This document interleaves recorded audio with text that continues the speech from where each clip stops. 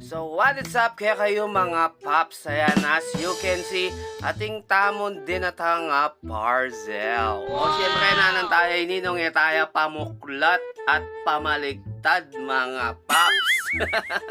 So yung totoo na yan mga paps, eya ka na ako yung parcel ay ni kang Mrs. Kapampangan. So uling mo rin na maging aesthetic ya kano ing tema na ning balemi. Dahil nyo na iman yan, ating niya pampagpras kuko. O itabukla tane po tabukla de para nga alawa mga paps. Yung parcel pa lang ngayon mga paps, dukanan niyang egg bun. Nung balo yoreng egg bun. Uya na, dukanan niya. Uling ing pamilya mi, paborito da ing egg bun. Minorder yung makanini bakan ta, tilang dukanan din kaya kaming egg bun. Kasi, din kaya kaming egg bun, panenala mong makabox. Kung makanano mila seli, at yun nala ka rin hangga keng magisan la.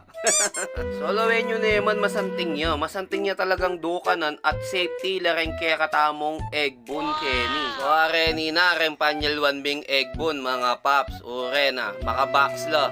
Nung kesi naling dukanan na makanyan, ken nala mo hangga keng magisan la. So, kasya naman deng selitang egg bun kening dukanan na ini mga paps.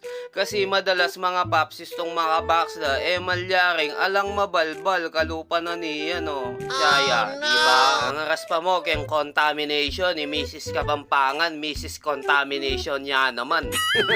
Pamalugta na lang mga paps, lawenta mo nung kasyala. At ano kasanting akakit mga paps, lawin nyo na man, safety lang talaga. Asalimila pala din keng online. Kaya sali na kayo rin. So, ita mo!